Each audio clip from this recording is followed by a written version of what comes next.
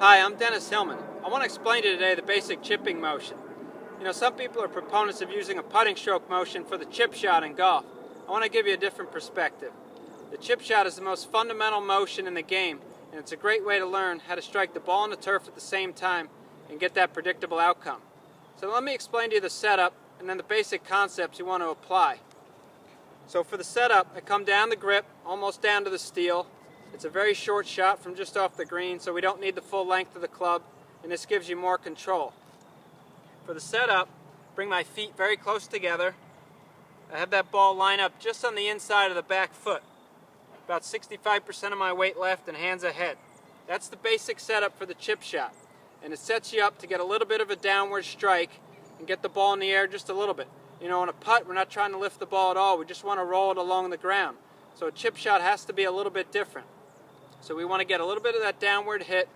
And one of the biggest flaws that I see in this game is that when people are chipping or pitching is that they don't use the lower body and they flip the hands. There's no way you're going to get a consistent solid strike with that type of technique.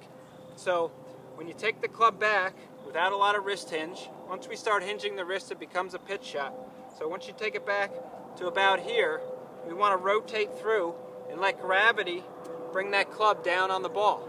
So there's not a lot of hands involved. The only way I can keep this flat left wrist is if I pivot my hips. I get that belt buckle to go through and face the target.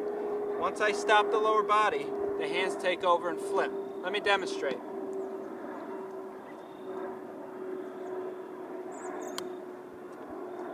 So as you can see, I rotated well and I kept that left wrist flat. I also got a little bit of a downward hit. There's not much of a divot because there's not a lot of club head speed, but I did take up a couple blades of grass and I got a nice solid hit on it. So go ahead and work on that. Be sure to tune into my website at dennishillman.com for more video tips and info on lessons in golf schools.